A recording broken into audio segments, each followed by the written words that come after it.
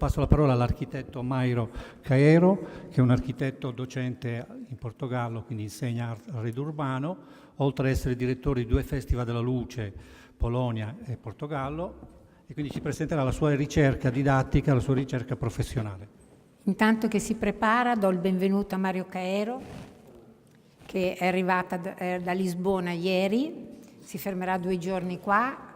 E devo dire che ho lavorato con Mario Caeiro, che è stato curatore di varie esperienze sul tessuto urbano di cui parlerà, e quindi gli dirò in portoghese: Mario, muito obrigada ad essere conosco. Grazie. Vi ringrazio per l'invito, un saluto a tutti i componenti del convegno. Grazie tanto. I will speak in English, sorry, but I will try to speak slowly. Is this okay? Scusate, io sono qui nell'eventualità che serva la traduzione. Vorrei capire in quanti preferirebbero avere la traduzione in italiano. Se sono 2 non 3, 4... No, allora diciamo che... Ma eventualmente faccio dei riassunti perché siete veramente in pochi, quindi... Sì, ma molti non hanno il coraggio di dirlo. Però credo che le immagini parlerò Sì? alguna cosa. Well, I will talk about the idea of the museum as temple, and I'm happy to say that also we are all together talking about the idea of device. Dispositivo. Dispositivo spositivo, in effetti. E mi piace molto questa frase di Kafka, che non so se bisogna tradurre questo. Questo sì. È difficile. È importante. Sì. I leopardi entrano nel tempio, bevono tutti i vasi sacrificali. I vasi sacrificali fino a che diventano asciutti.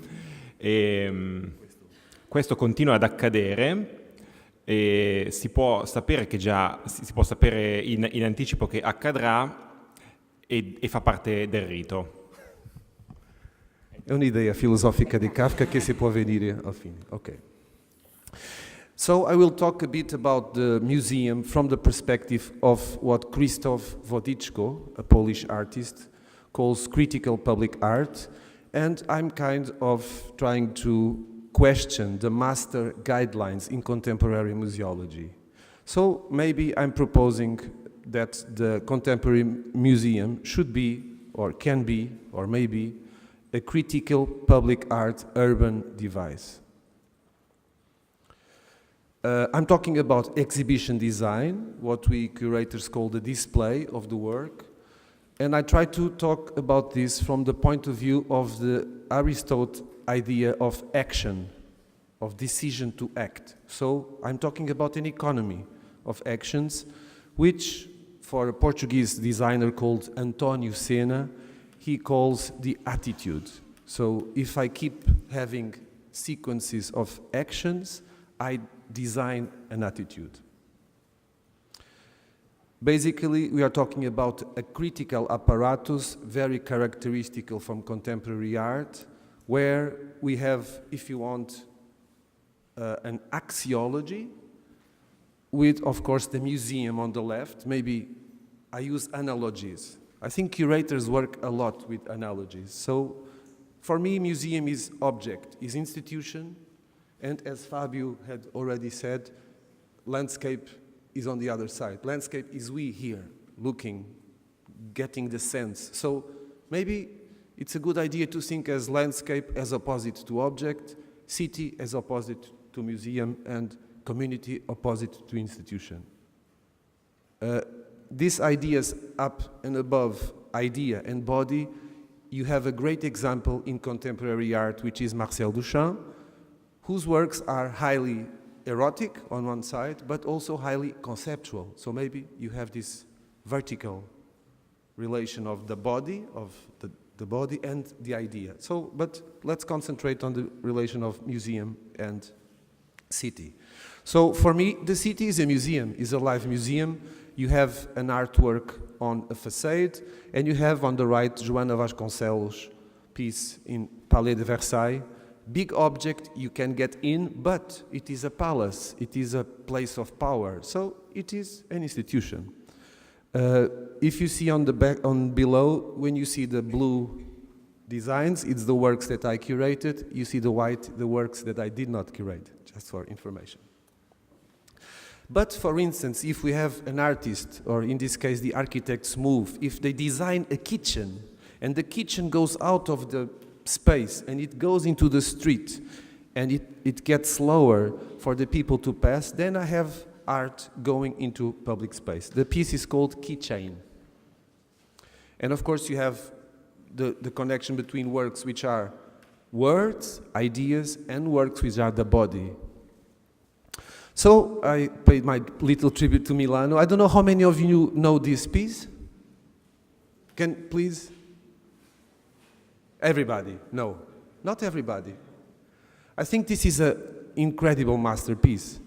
We can talk about it later, maybe, in the discussion. Because this is the museum. It speaks the language of the museum, but it is in public space and it communicates a lot. So I simply am trying to remind people in my work about a very classic thing, which is rhetorics. People forgot rhetorics. People only talk in terms of philosophy. And rhetorics is the basic of society, not philosophy. With philosophy, you do wars, you do power structures, you do religions, you do a lot of things with philosophy. But with rhetorics, you do the public space, you do the public, you do the urban with rhetorics.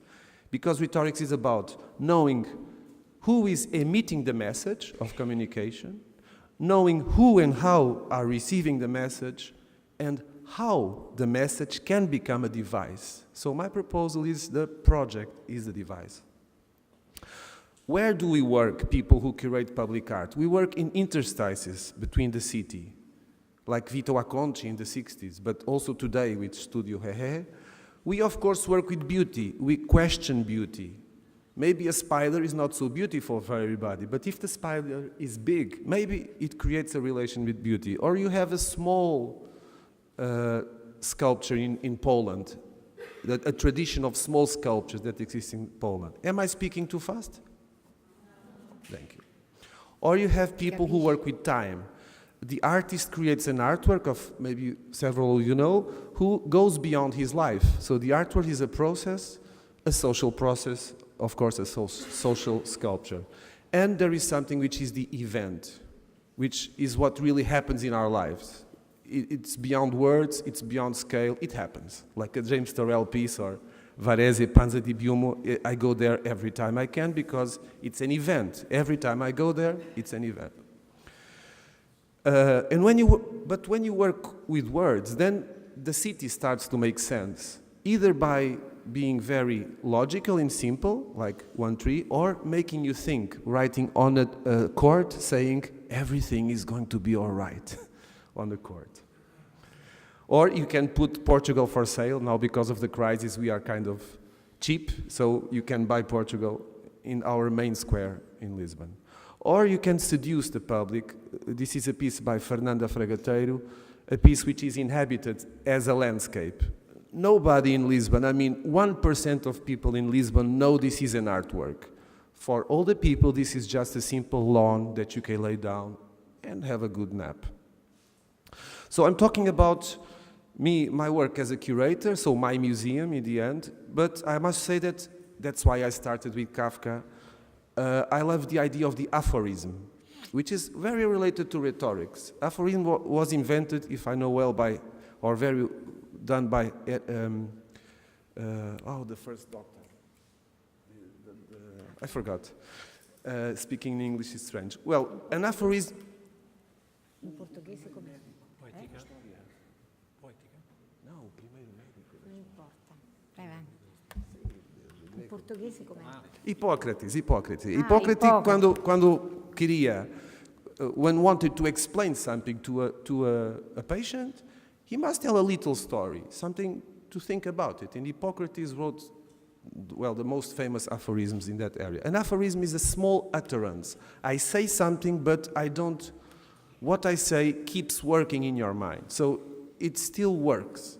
It's a discursive dispositive, and it's usually very short. So I can do, for instance, the connection between neighborhoods, 4,000 people giving their hands with T-shirts saying, on the 1st of October of 2001, I gave my hands for nothing. Not religion, not politics, but nothing. Or you can put the moon back from the sky and put it in the main square in Lisbon, in the Opera Square. Or you can take the trains that connect Poland with Slovenia and Latvia and create art in the train. By the way, James Turrell did it 1 year later than we did. Because art is also a competition for news and technology.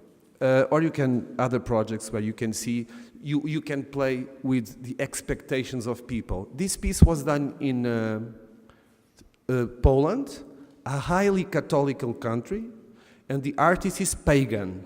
Raoul Kurvit is a pagan artist. He's proud of it because he comes from Estonia, and in Estonia, religion is like not important. So we create a church with Raoul Kurvits, and when people got inside here, they behave like religion. Some of them Catholic, some others not, but the exhibition is a device for a deep feeling. So now you see that we can start to continue these analogies, and so the object, the museum, the institution is also the plinth, the frame, memory, tradition, security. And of course, on the other side, we have activism, we have imponderability, my favorite word, because it's the air, it's something you cannot define. And of course, we have always this idea, institution. So the proposition is to work in an immanent way, always not forget the idea that we are urban creatures. Without the polis, like Aristotle said, without the polis, or Hannah Arendt, without the polis, what are we? Nothing. And we have to have a relation with the ephemeral. Maybe museums sometimes miss or forget that the ephemeral was the very basis of the things that are inside the museum. So we have to learn from art, from critical public art. This is a work about space. But this work in Torun, in the city of Torun in Poland, is incredible because it was here that Copernicus was born. So for Torun people, to bring a sort of star back to the city is totally different than to do this in Italy. Or in a Catholic country, you put these soaps with sins that people write on the internet, like I killed my girlfriend's dog. And people write these things in the internet, so these artists bring that thing, put it on little soaps with LED lights, the new technology of LED, of course. But what is interesting here is that the piece is in a UNESCO heritage. You cannot touch the walls. So what do? The artists put the soaps and they can be taken out. The city remains the same, the artist remains the art, but there is this moment. The people cried when they saw this in Poland. Or you can put the people lighting the monuments for 1 minute shows. With their own hands, they had the lights to create the moments. So it's about using the infrastructures that exist in the city and redefining their meaning. You see here a piece by Stefan Kornacki, and you see here, this is the work, it says, I love war, because then the artist make a heart saying, I love war. But the lettering comes from the supermarkets from communist times, which were called Universam. So I take the words from Universum and I keep only I war. Highly important for the situation of the world now. Or you take the image of Beauty, a French girl, Beauty, with the sky behind, but the whole point is that this image is rebuilt in the context of the landscape of the city. So it's not a white girl anymore, but not a blonde girl anymore, but a girl Latin. Or you take tradition, the Portuguese tradition of putting the laundry outside, but you transform this tradition into new images. It becomes critical when you know that the images are from the citizens of this neighborhood and that the images were taken with camera oscura technique, again the analogical technique. But more important than this, the artists recorded the sounds of these people singing fado, traditional song from Lisbon, and they synchronized the voices, so when you go into this installation you hear Lisbon singing, not the people but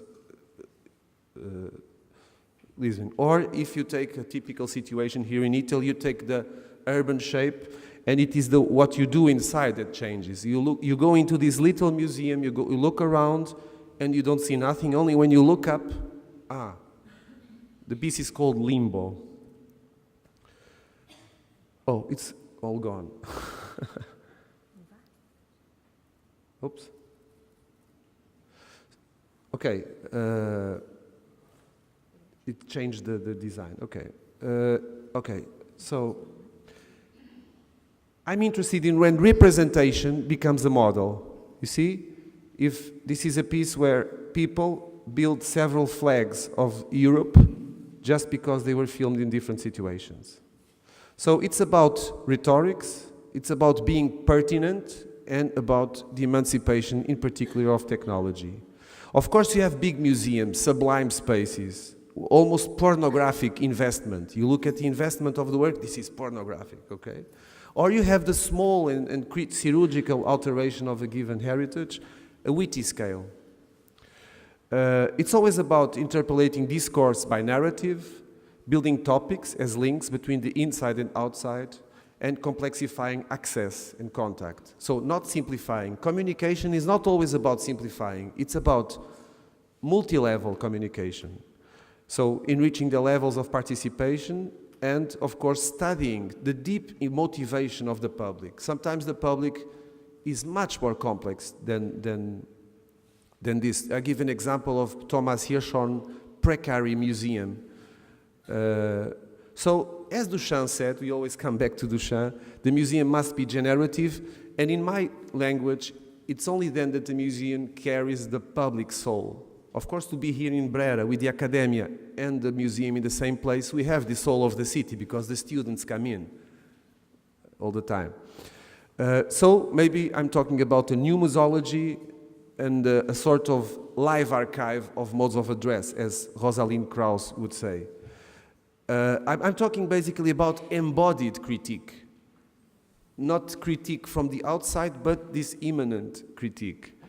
Because the museum is at least one major and important template for relationships. Krzysztof Nawratek, a Polish intellectual, says that museums, not in particular museums, but museums must be in a way stupid. Because if the museum is stupid enough, it will be useful. You can get in, you have interest interactions to become, so there must be a sort of easiness in the connection with the things. I give an example of Biennale of Venice right now, fantastic work by Pedro Costa, who put images of poor neighborhoods in Lisbon in the midst of the works in there. Of course, a museum cannot avoid visual impact. It's part of the game. We are living in a society of images. The Baroque people knew this, but now we live in a 24-hour party of images. So I didn't understand nothing about this show. I took my kids there. I don't know who Bernard Stingel is, sorry, but I will never forget this experience of being in Palazzo Grassi. It's spectacular. Maybe somebody explains me better who the artist is. Well, anyway, I'm interested in this artistic moment, like Brian Massumi says, the emergence of the artistic experience. And this is only possible in this rhetorical way. If not, I do philosophy and not rhetoric. So I'm saying that maybe the museum shall be a crucial element of public sphere, the polis, the city, the urban, but beyond the idea of a given data. We must create data. We must work on emergent projects. This is an example of a good statement by the curators in the Biennale, finishing the Biennale with this piece of Walter de Maria. So to finish, the museum maybe is a stage for social memory, just like public space is a stage for the urban futures. So maybe for political relevant freedom to be manifest, you need sensuous aesthetic provocation of speaking and acting beings. This is sometimes hard in a museum because we have to preserve it. But in the end, sometimes you have to throw the kids with the bath. You know this saying? Sometimes. I don't know. That's about revolutions there. To throw when you throw the water of the basin, oh, the kid's gone also. But we need anyway a specialized theater. I was very impressed by the presentation of Museu del Novecento because it's about a specialized theater for the appearance. So it's publicly organized space doing what I call this, what we could say these magic membranes. So these magic membranes, because magic is about technology. Technology and magic is for us the same. If you look at the good magicians, it's technology. So to finish, we may transform the museum into a machine for the public to be public. It's the only way we have to translate the art of the past and to access the inner truth of art across time. So it's about what being said, what being imposed, what being shared. A couple of examples. Sometimes the work dissolves into the collection, and sometimes you must play the game. I'm doing a project in Lisbon about football, so you play the game, you play the branding game, but never forgetting the ideas behind. So I'm taking a lot of time, so just to finish, I'd say that despite years of rethinking the art system, a spotty amnesia has broken out in this regard, and some have forgotten that the art world audience, we, isn't born, but constantly reconstructed and reconstructed, laboriously, just like any other constituency. So, thank you.